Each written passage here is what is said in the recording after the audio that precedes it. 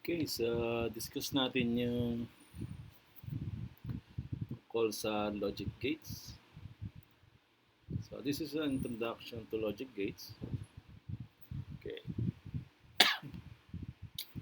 Okay, logic gates.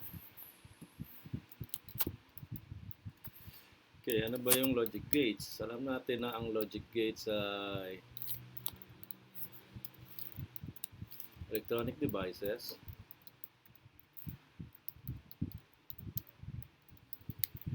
that can perform logic functions. Okay.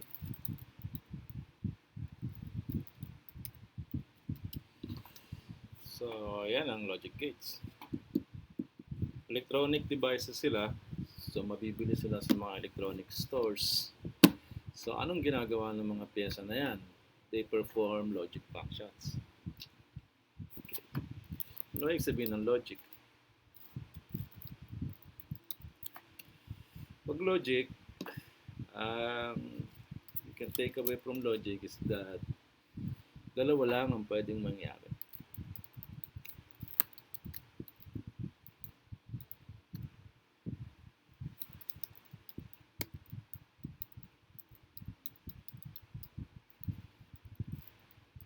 Okay? So, pag sinabing logic, dalawa lang ang pwedeng mangyari. So, in every situation, in every statement, dalawa lang ang pwedeng mangyari. Okay.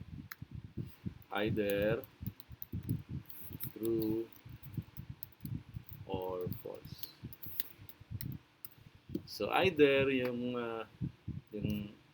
yung statement na yon ay true, pwede ring false, or yung isang pangyayari ay true or false. Sa electronics, ginagamit itong logic kasi para siyang switch. So, logic, kaparis ng switch. So, pag switch, di ba, may dalawa ring conditions. There are only two possible conditions. So, parang logic din. Di ba? Kaya lang, instead na true or false, pag switch, either close or open. So, pag switch, either naka-close yung switch or naka-open yung switch. Okay. Sa electronics, ang ginagamit ay yung switch. Kasi pag gumamit ka ng transistor, pwede mong gamitin yung transistor as a switch. So, transistor, pwede mong gamitin as switch.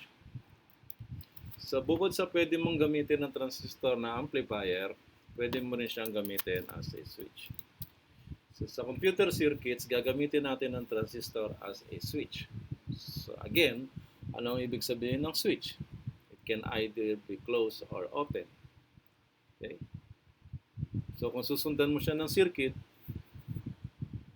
so ang function ng transistor ay pwede niyang i-close yung circuit or pwede niyang i-open yung circuit. So, a closed circuit, may magpo-flow na current. An open circuit, wala magpo-flow na current. Di ba? So, di ba, isang buong wire, may nagpo-flow doon na current. Closed circuit yon. Pag pinutol mo yung wire, mag-o-open na yon, and that is an open circuit. Ganon din ang switch. So, ang switch, ganon lang ang basic function ng switch. It can either make the circuit close or make it open. Diba? Pag nag-open, mamamatay yung ilaw. Pag nag-close, bubukas yung ilaw. Diba? Kasi close circuit, magpo-flow yung current. Okay. So, sa computer circuit, transistor ang ginagamit as a switch. So, pag ginamit natin yung transistor as a switch, either na may magpo-flow dyan na 0 volts or 5 volts. Okay. So, let's say na ang binibigay na voltahe doon sa transistor na yon ay 5 volts. Okay. So, pag inopen natin yung switch, walang papasok na 5 volts. So, yun ang 0 volts. Pag kinlose natin yung switch, may papasok na 5 volts. Okay? So, either 0 volts or 5 volts. Sa mathematics naman, sa number systems, ay kapares din niya ng binary. So, ang binary ay two possible conditions din. So, either 0 or 1. Okay? So, yan. So, either 0 or 1. So, dapat kapisado nyo na yung pagbibilang sa binary. 0, 1. Ang susunod sa 1. Wala nang susunod sa 1, babalik ka sa 0, pero magbibilang ka sa second digit. Okay? Anong susunod sa 1, 0? Titignan mo yung first digit, 0. Anong susunod sa 0? 1. But dahil nagbilang ka na doon, i-bring down mo na yung nasa second digit. Ang susunod sa 1, 0 ay 1, 1. Okay, so yan ang binary, yan ang gagamitin natin. Ngayon, ano naman yung mga logic functions? Okay, so basic logic gates that can perform basic logic functions. Okay. So basic logic gates, number 1, yung AND gate. Okay, function ng AND gate. So output, input. So in every logic gate, may input, may output. Okay, halimbawa ito. Papasok tayo ng input sa isang logic gate. Okay. Halimbawa, ito yung ating logic gate. Okay. So, pag nagpasok ka ng input dyan, ipaprocess siya ng gate, ng logic gate na yan, magpe-perform siya ng logic function doon. Then, based on that logic function and based on the input, maglalabas siya ng output. Okay? So, ganun lang. May logic gate, may input, may output. Okay. May mga gates na pwedeng magkaroon ng maraming inputs. May dalawa siyang input. Yung isa ay A, yung isa ay B. Okay, so pwedeng ganon. So, ang isang logic gates pwede magkaroon ng one or more inputs. Okay. Pero isa lang ang output. Okay, AND gate. Paano i-determine ng AND gate yung output niya based dun sa inputs niya? So, an AND gate can have two or more inputs. Pero isa lang ang output. Okay, so ang question dito, okay, ang lagi mong i-consider ay ano ba ang magiging output. Halimbawa, meron kang pyesa na AND gate. O ano magiging output niya based on the input? Yun lagi ang tanong dyan. Ano ang magiging output? Okay? Okay, pag AND gate, ang output niya is 1. Di ba? Okay, remember. Ang pwede lang maging output is 1. Yung 1 natin is 5 volts, yung 0 natin ay 0 volts. So, kailan magiging 1 o kailan maglalabas ng 5 volts ang AND gate na yan? Magiging 1 ang output niya kung lahat ng inputs niya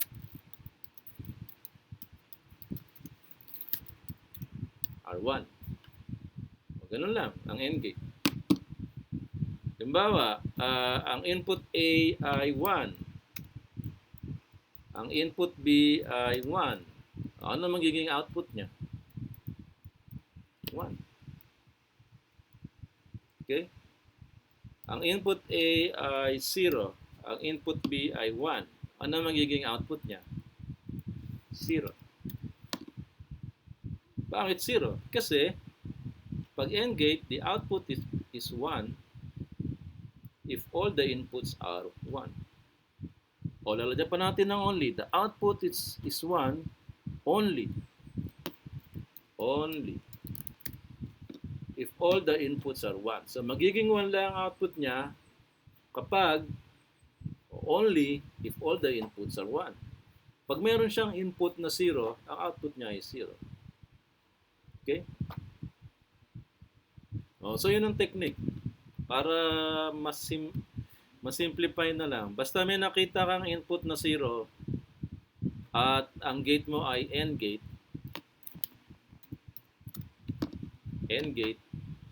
may nakita kang input na 0, ang output niya 0. Magiging 1 lang ang output niya pag lahat ng input niya ay 1. Okay? So, yan ang function ng logic gate na AND gate. So, ang susunod niyan ay yung truth table. Okay, paano paggawa ng truth table? Okay, paggawa ng truth table ay ipapakita mo yung input at saka yung output. Ganun lang ang paggawa ng truth table. Pag AND gate, let us say dalawa yung input niya. Yung isa ay X, yung isa ay Y. Okay, ang output niya, let us say ay O. Pero Q na lang kasi baka yung O ay mapagkamalang 0. Kaya Q na lang yung output. Okay. So dapat ang output dito ay O. Kaya lang pag O kasi baka makapag-confuse, baka isipin na ay 0. Kaya Q na lang output natin. Okay, so may input siya, dalawa. Papangalanan natin yung isa na X, yung isa ay Y. Okay? Then, susunod mo lahat ng possible combination ng input X and Y. Dito, magbibilang ka lang ng binary. Mag-i-start ang bilang ng binary sa 0. Susundan ng 0, 1. Susundan ng 1-0, susundan ng 1-1. Malalaman mo na natapos na yung counting mo pag lahat ng digits niya ay 1. Okay? So, ilang combinations meron ang X and Y? Dalawa. Okay? Bakit dalawa lang? Okay, ito yung inputs. Dalawa. 2 inputs. Two symbols or 2 numbers, 2 symbols of binary. Dahil dalawa lang ang symbols ng binary, 0 saka 1, kaya ang base number niya ay 2. Okay. Then, i-erase natin yan sa 2. Okay, bakit 2? Kasi dalawa yung inputs, X and Y. Okay, so 2 raised to 2. Ito yung para makompute mo kung ilan yung input combinations na ilalagay mo dyan. Dito, ang input combinations ay 4. Kasi nga, dalawa yung symbols na ginagamit sa binary, raise sa dalawa na inputs niya, X and Y. Pag tatlo yung inputs niya, dilalagay mo dyan 3. Pag 4, lalagay mo 4. O dahil ang inputs niya lang ay 2, ilalagay mo ay 2. Okay, so 2 raised to 2. Equals 2 times 2. So, yun ang ibig sabihin ng 2 raised to 2. I-multiply mo yung 2 ng 2 beses. 2 times 2 is 4. So, 4 na input combinations. Ano yung 4 na input combinations na yon? 0, 0, 0, 1, 1, 0, 1, 1. Ayan. Kaya siya 4. Okay?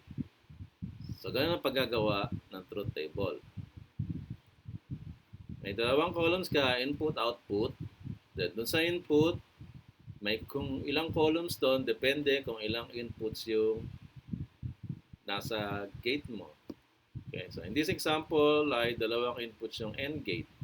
Then, yung output ay isa lang. Then, next, susulat mo lahat ng possible combinations ng input. Okay? So, pag dalawa lang yung inputs mo, meron kang 4 na input combinations. So, ano-ano yon? Magbibilang ka lang sa binary. 0, 0, 0, 1, 1, 0, 1, 1. Okay? Ngayon, based dun sa function ng AND gate, magiging 1 lang ang output niya only if all the inputs are 1. So, titingnan mo lang sa input combination. So, ito. Dito lang nangyari na lahat ng inputs niya ay 1. So, magiging output niya ay 1. Therefore, dun sa iba, ang output niya ay 0. Ayan ang truth table ng AND gate. Okay?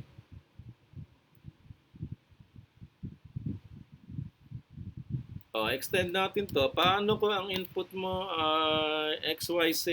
Inputs XYZ. Ilan ang input combinations ng XYZ? 2 raised to 2 equals raised to 3 XYZ, 3 inputs, so 3 equals 2 times 2 times 2 equals 2 times 2 is 4. Then 4 times 2 is 8. So 8 input combinations. Okay? So ano-ano yun? Magbibilang ka lang. Tatlo. So mag-start ka sa tatlong 0. 0, 0, 0. Then ang susunod sa 0, 0, 0. 0, 0, 1. 0, 1, 0. 0, 1, 1. 1, 0, 0. 1, 0, 1. 1, 1, 0. 1, 1, 1. Okay, bilangin natin. 1, 2, 3, 4, 5, 6, 7, 8. 8 input combinations. Okay? So malinaw na. Okay. So, next, logic gate, OR gate.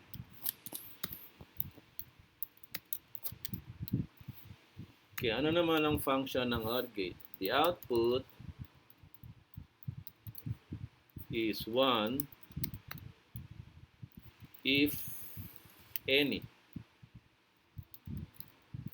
of the inputs is 1. So, pag OR gate naman, basta may nakita siyang input na 1, ang output niya ay magiging 1. Okay? Illustration. Bawa ito ay OR gate. Okay, ang first input na mangyayari dyan ay parehong 0. Ano ang output niya? So, titingnan lang ng OR gate kung may input siya na 1. Pag wala siyang input na 1, ang output niya ay 0. So, kapag may nakita siyang input na 1, kahit isa lang, ang output niya is 1. Okay, so halimbawa ito ay 0, pero yung isa ay 1. Ang output niya ay 1. Pag parehong 1, ang output niya ay 1. So, ang OR gate, basta may nakita siyang input na 1, ang output niya ay 1. Okay? So, gawa natin ang truth table.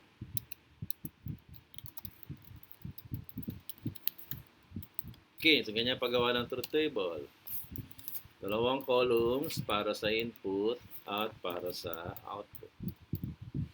Then, magagawa ka ng sub-column para sa input, depende kung ilan yung inputs mo. Pero sa example natin ay dalawa lang. So, dalawang columns lang, X and Y. Then, yung output natin, isa lang. Okay, input combinations.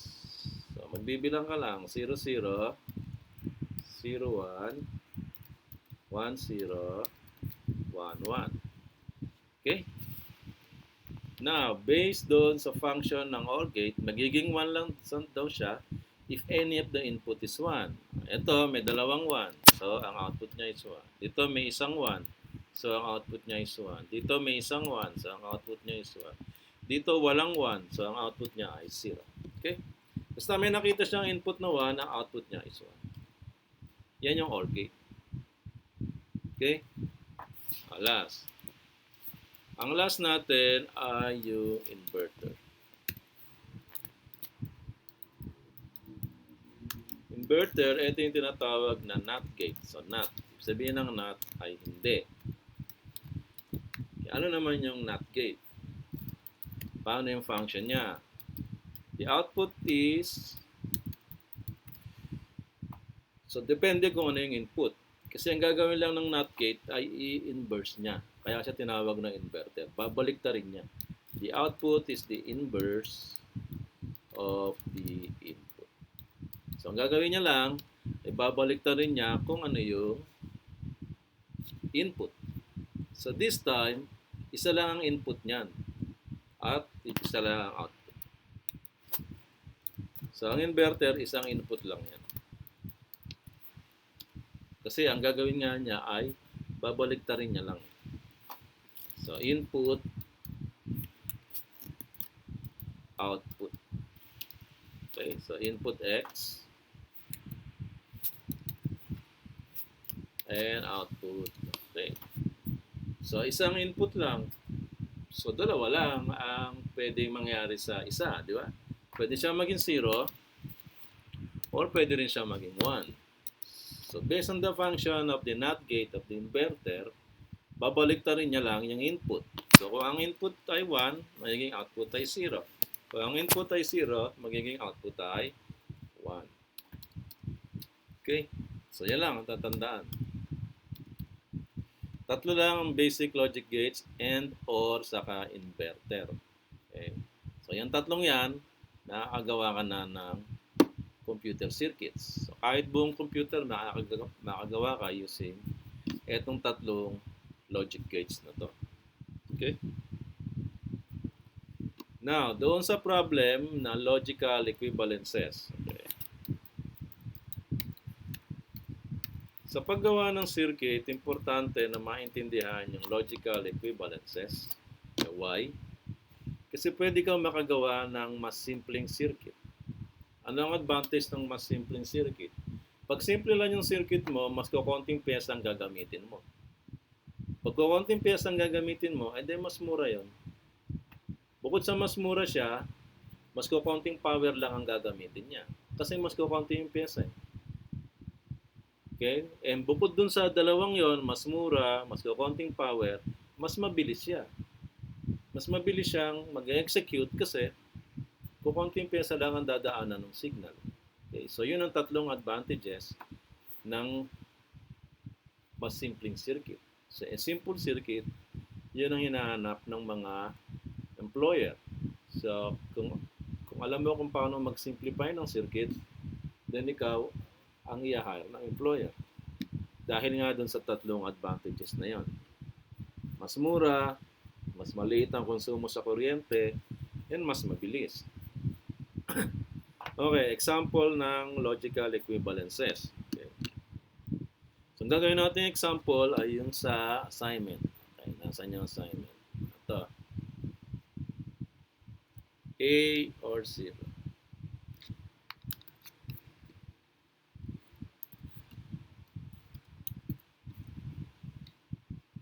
Okay, logical equivalences. Example number 1. Okay, A or 0. Okay, sa symbols pala, sige. A plus 0 kasi yan. Okay, ang symbol na ginagamit dito sa AND gate ay dot. Okay? So, usually, basically, ang ginagamit ay dot. Halimbawa, AND gate. The output is 1 only if all the inputs are 1. Okay? Ang output natin ay Q. Then, ano ang magiging value ng Q? Depende sa inputs. Bawa, ang inputs natin ay dalawa, X at saka Y. Depende kung ano yung input X at input Y, yun ang magiging output Q. Okay? Okay, dati or usually, ang ginagamit ng symbol dyan ay dot. So, X dot Y. Okay. So, pares din yan ng multiplication. Pag wala kayong nilagay na dot, ibig sabihin niya ay AND gate. Sa multiplication, kapag wala kang inilagay na X o asterisk, X times Y, multiplication, di ba? Pag wala kang inilagay na symbol ng multiplication, XY lang, understood na multiplication yan. Sa AND gate din ay ganyan. Pag wala kang inilagay na symbol, understood na naka-AND gate yan. Pero dahil beginner, gagamit tayo ng symbol na dot. Okay? Para hindi nakakalito.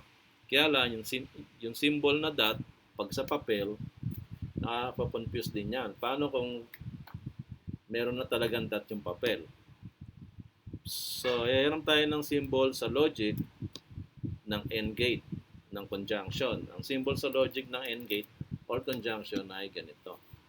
Yung caret. So, X and Y. So, ang basa dyan ay X and Y.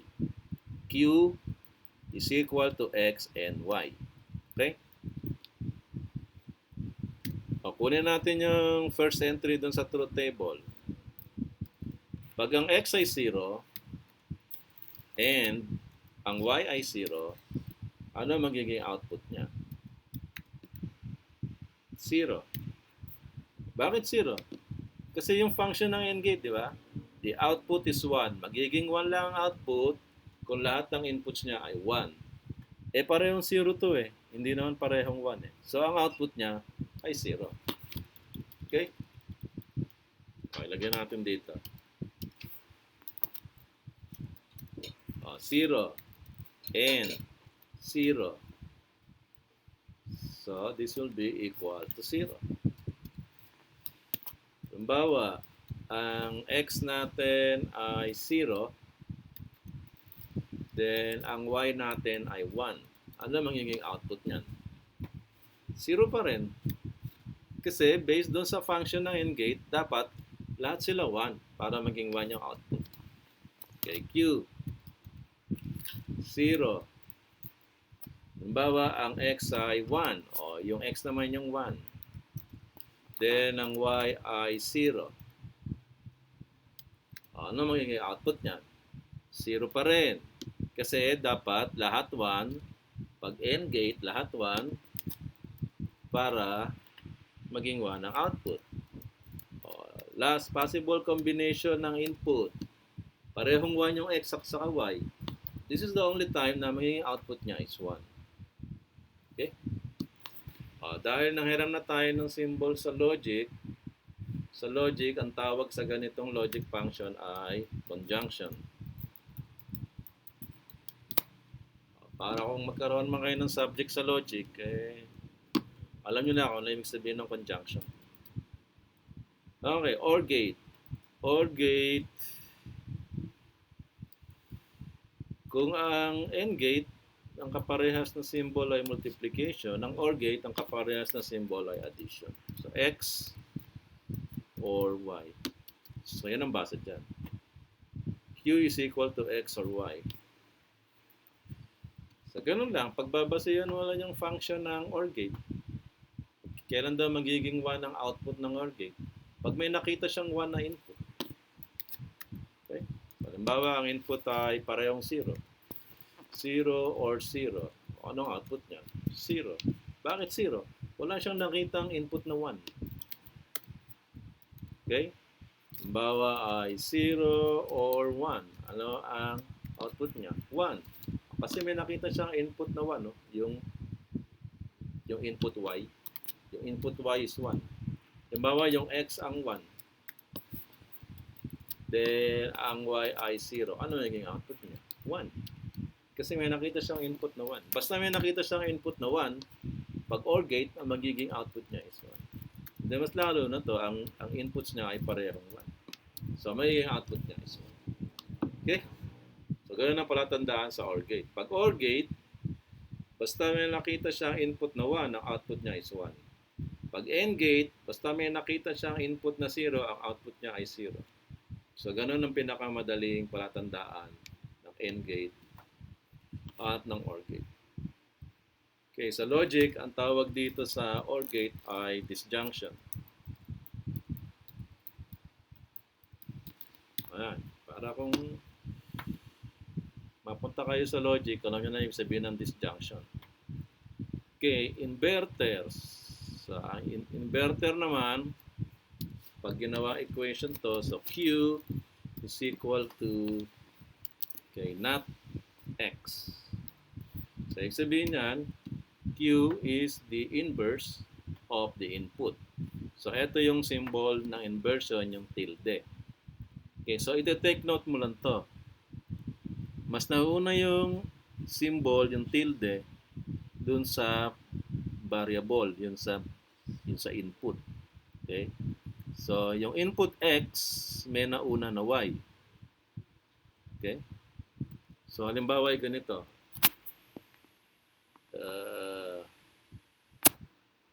Ganyan. Tilde X, Y. Okay? Alin ang may inversion dyan? Ang may inversion lang dyan ay yung X. Yung Y, walang inversion yan. Okay? Paano kung nakaparenthesis to?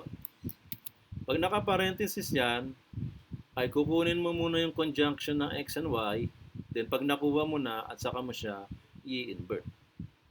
Okay? Well, anyway. Focus ka muna sa inversion. Okay? Ang symbol sa inversion ay tilde. Ibig sabihin, ang value ng Q ay yung kabaliktaran ng X. Okay? Testingin natin. Halimbawa, ang X ay 0. Okay? So, ano ba kabaliktaran ng 0? Q. 1. So, yun ang magiging value ng Q. Okay, ano ang kabaliktaran ng 1? Halimbawa, yung X ay 1. So, therefore, pag gumamit ka ng inverter dyan, pag pinasok mo siya sa inverter, paglabas niya, yung magiging output niya, ay kung ano ang kabaliktaran nun. So kapag nagpasok ka ng 1, paglabas niya, ang lalabas doon ay 0. Okay? So bukod sa inversion, sa logic, ito ay tinatawag na negation. So ibig sabihin niyan, negation, inversion ay kabaliktaran. Okay? Now, dito, ang tinatanong ay logical equivalences. Example number 1.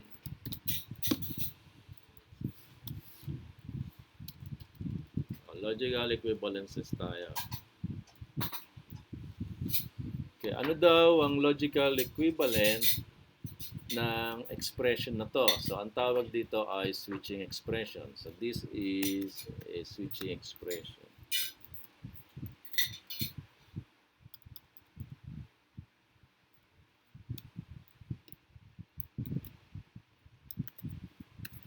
Okay, so switching expression ang tawag dyan. Basta may nakita kang ganyang pagsusulat, tawag dyan ay switching expression. Okay. So, A plus 0 or A or 0. So, ano daw ang logical equivalent ng switching expression na A or 0? Okay? So, paano natin i-solve to? Paano natin ma-determine kung ano yung logical equivalent ng A or 0? Okay, yung A, yun yung input variable. So, any input variable ay dalawa lang ang pwede niyang maging condition ng value niya. Pwede ang value ng A ay 0, pwede rin ang value ng A is 1. Yun lang dalawang yon. Pwede siyang maging 0, pwede siyang maging 1. Okay? So, gagamit tayo ng assumption. Pag ang A ay 0, if A is 0, ano ngayon ang magiging equivalent na switching expression na to? If A is 0, then yung A or 0, yun yung switching expression, di ba? The A or 0 ay magiging 0 or 0. Di ba? Bakit naging 0 or 0? Kasi yung A ay 0. Kung ang A ay 0, edi yung A or 0 ay magiging 0 or 0. Ano ang magiging output ng 0 or 0? OR gate yan, di ba? OR gate. Basta ang symbol ay plus, OR gate. Pag ang symbol ay caret, AND gate. Pag ang symbol ay tilde, inverter. Kaya ang symbol ay OR gate. Okay? Pag OR gate, the output is 1 if any of the input is 1. So wala naman ditong 1, parehong 0. Therefore, siya ay magiging 0. Okay, observe. Yung input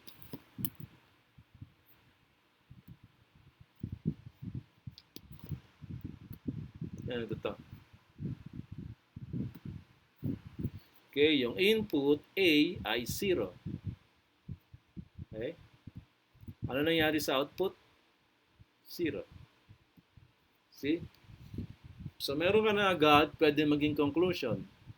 Nung 0 yung A, ang out nung 0 yung A, ang output ay 0. Di ba?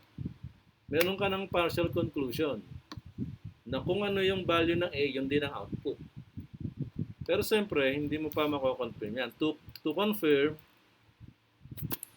ay gamitin mo yung isa pang pwede maging value ng A. Okay, ano pa yung isang pwede maging value ng A? Pwedeng maging 1 yung A eh, di ba? So if A is 1, then A or 0 is equal to A or 0 is equal to 1 or 0. Di ba? Kasi yung A, i-assume natin na yung A is 1.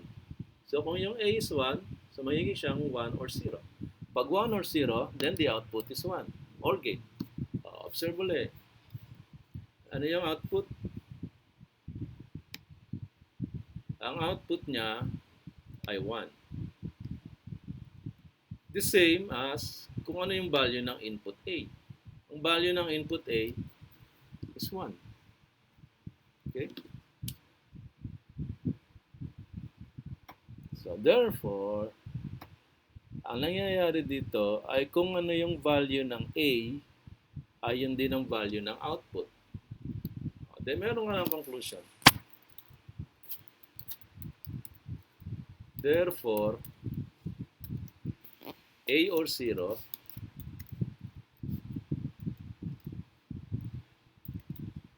is equal to A. Di ba? Ibig sabihin yan, kung ano yung value ng input A, ay yun din ang magiging output niya. Okay?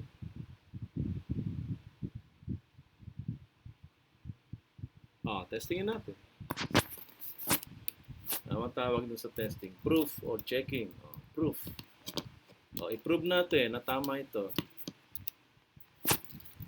If A is 0, then A or 0 equals A is itatranspose mo lang. If A is 0, so yung A ay 0 or 0 equals 0. Diba? Is this correct? Yes, this is correct. 0 or 0 is 0. If A is 1, then A or 0 is equal to A is 1 or 0 is equal to 1. Is this correct? 1 or 0 is equal to 1? Yes, 1 or 0 is equal to 1. Yun yung function ng OR gate. Diba? Okay. So, yan ang answer natin. Ang answer natin ay A or 0 is equal to A.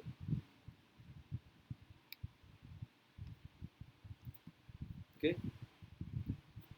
Pwede mo rin gamitin yung truth table. So, kasama sa requirement ay yung truth table. Pwede mo rin gamitin yung truth table as a proof na tama itong answer mo. So, gagawa ka lang ng truth table. Okay. Ano ba yung ating input? Ang input natin isa lang, di ba? Yung A lang. Then, ang output natin,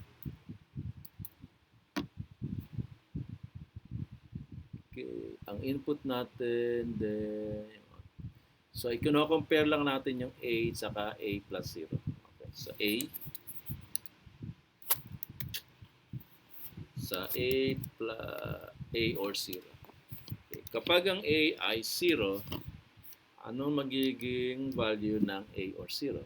So, magiging siyang 0 or 0. So, this is 0. Pag ang A is 1, ano yung magiging value ng A or 0? A or 0 is 1 or 0. 1 or 0 is 1. See? So, pwede rin mag-improve yung truth table na Kung ano yung input A, yun din ang value ng A plus 0. So therefore, magkapareho lang, A plus 0 is logically equivalent to A. Okay? Then, example number 10. Example number 10, nasaan? Wala.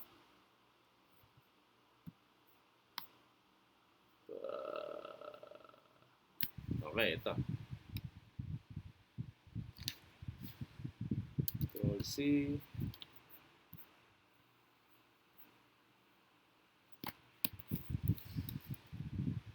Control V.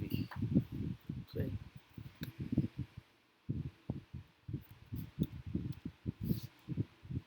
Okay, example number 10. Ito, compound statement to kasi, or compound expression, kasi may dalawang expressions. Parehong A or B. So, dalawang A or B, pinag-join ng AND, ng AND gate. So, this is a compound switching expression. Okay, so pag ganito, ang first step, sige, maglalagay na tayo ng steps. So, steps.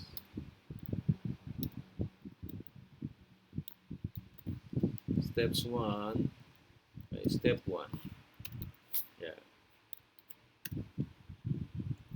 Ang step 1 ay factoring. Ibig sabihin ng factoring, mag-identify ka ng common factor doon sa dalawang expressions na yon. May dalawa, di ba? A or B, saka A or B. So, dalawang A or B. Dahil magkapareho sila ng expression, ibig sabihin yung common factors nila ay dalawa. Yung dalawang expressions na yon ay parehong may A. Yung dalawang expressions na yon ay parehong may B. So by factoring, na-identify natin na dalawa yung common factor ng mga expressions na to. Okay, so kuhanin natin yung A. So common factor niya yung A. Diba? So makikita nyo dyan, hindi lang A yung common factor niya. Pati yung symbol. Ayan. Pati yung logic operation, kukunin mo rin. So, ang logic operation ng A or B ay OR. So, kapag kinuha mo yung common factor na A, pati yung logic operation, ilalagay mo rin. So, A OR. A plus ang common factor niya. So, kapag kinuha mo yan, anong matitira doon ngayon? Matitira yung B. Diba? Dito sa side na to, natira yung B. Then dito sa right side, may natira ding B. At hindi lang yung B, merong logic operator na AND. So, ilalagay mo siya dito sa parenthesis, B and B. Kasi yun ang naiwan doon. Nung kinuha natin yung common nila na A, may naiwan na B at saka yung logic operation na AND. Okay, bakit may parenthesis? Kasi pag walang parenthesis to, magkakalituhan na. Diba? Nakita mo yung switching expression na walang parenthesis. A or B and B. Well, anyway, ang computer, kahit walang parenthesis, ay alam niya kung paano ipoproseso to. Kasi ang uunahin niya ay AND, then ang isusunod niya ay OR. Parang sa arithmetic din, uunahin niyang multiplication. Kapag yung computation mo ay mayroong magkasamang addition at multiplication, hindi niya uunahin yung addition. Ang uunahin niya, mag-multiply muna siya. So pagkatapos siya mag-multiply at saka siya mag-add. Okay? Ngayon, kung gusto mo ang unahin muna ay multiplication, lalagyan mo siya ng parenthesis. Okay, so ganyan. Para unahin niya yung multiplication, lalagyan mo siya ng parenthesis. Or, Kung gusto mo naman na ang unahin niya ay yung addition, o dilagyan mo ng parenthesis yung A plus B. Ang uunahin niya ay yung addition instead na yung multiplication. Same thing here. Kapag walang parenthesis, uunahin niya yung naka-end.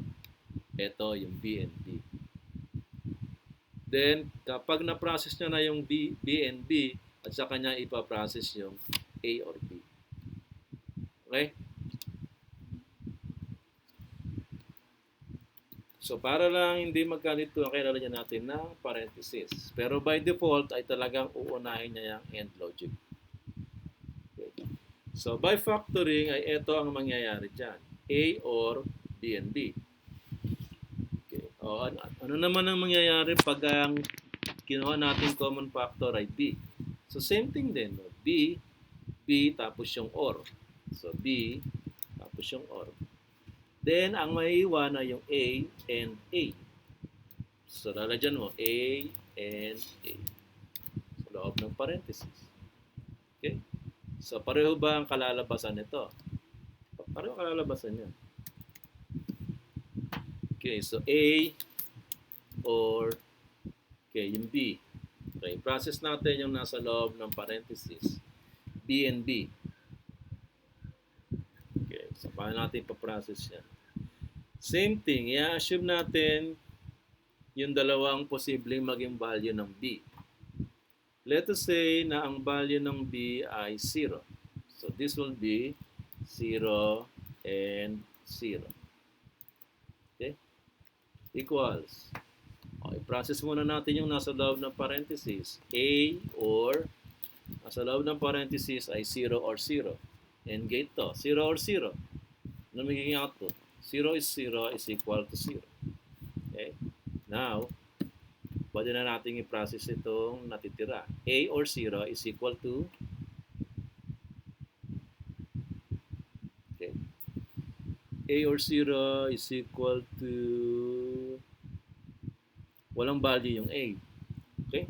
So, dahil walang value yung A at nakita natin na yung A or 0 is equal to 0, which means B and B is equal to B. Okay, again. B and B is equal to B. Okay, bakit? Bakit naging ganon? Bakit ang B and B is equal to B? Okay. Assume natin na ang B ay 0. If B is 0, then B and B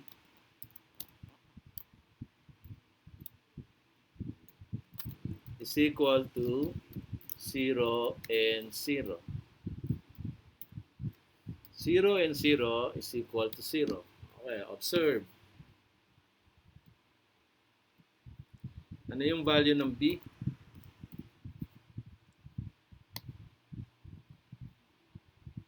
Ang value ng B ay 0. Ano ang kinalabasan ng B and B? Ay 0. See? So, meron ka ng partial conclusion na kung ano yung value ng B ay hindi na magiging value ng B and B. Okay? Pero partial pa lang yan. Ito ang confirmation. Kung ang B ay 1, kasi may dalawang pwedeng maging value ang input, ang variable. Pwede maging 0, pwede maging 1. So, testingin mo pareho. Now, pag ang B ay 1, ano magiging value ng B and B? Itatransform mo lang. 1 and 1. 1 and 1 is 1. Okay? Ano na-observe mo? Kung ano yung value ng B, ay hindi na magiging value ng B and B. So, therefore, B and B is equal to B. Okay? Punta naman tayo dito. A and A. So, ipaprocess natin yung A and A.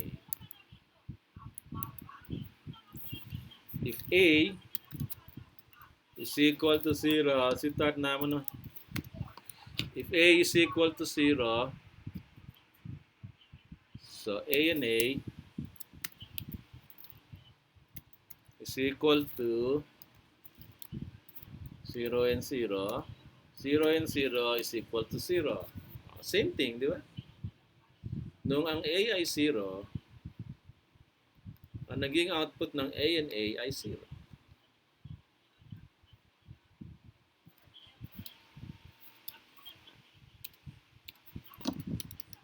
Okay? So, testingin naman natin. Pag ang A is 1, so ano ang magiging output ng A and A? So, magiging siyang 1 and 1. So, 1 and 1 is 1. Observe. No, ang A is 1. Ang naging output ng A and A is 1. So, therefore,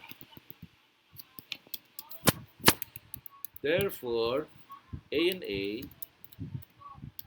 is the same as A.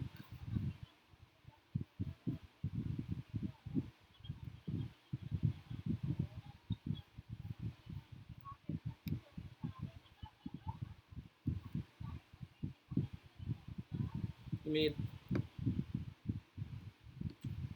Ayan. A and A is the same as A. Okay? Okay.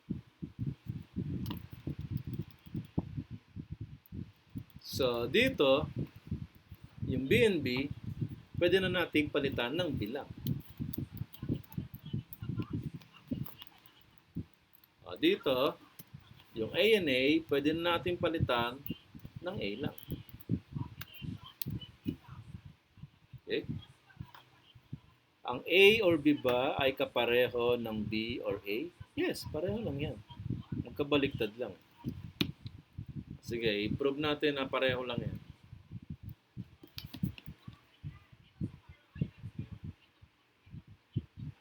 Kaya magiging step 2 natin dito, ipuprove natin na yung A or B ay kapareho ng A or A. Okay, step 2. Okay, ang tawag doon, kung ma-observe nyo, di ba?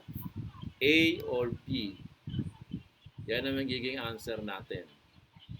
Then B or A. Di ba? Nagbaliktad lang eh. Ano ang tawag dyan? Commutative ang tawag dyan. Okay, so step 2 is puprove natin na magkapareho lang siya based on their commutativity.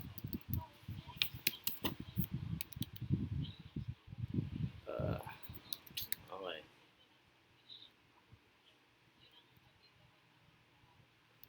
So A, ano ba yung isa? A or B. A or B is the same as B or A.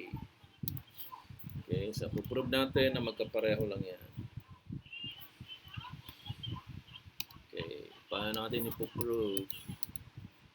Pwede tayong gumamit ng truth table. Okay, so meron tayong A, meron tayong B, then A or B, then B or A.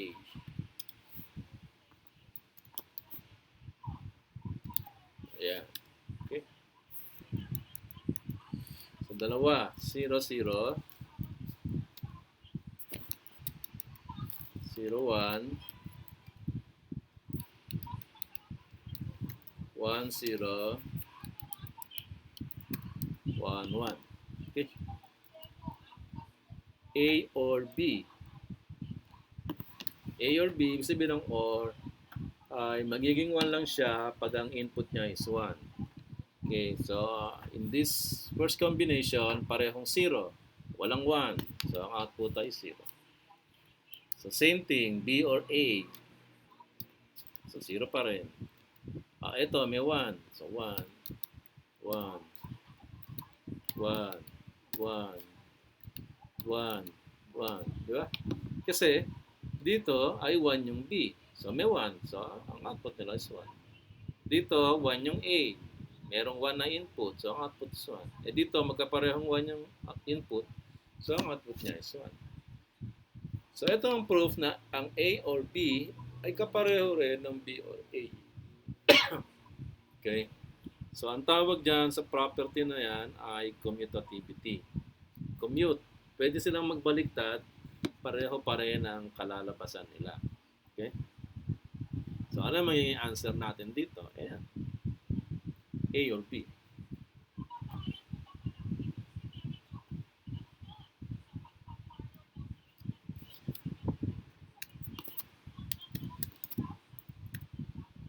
Okay?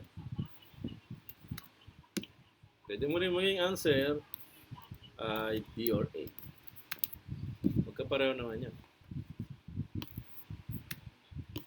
Okay, so this will be the answer.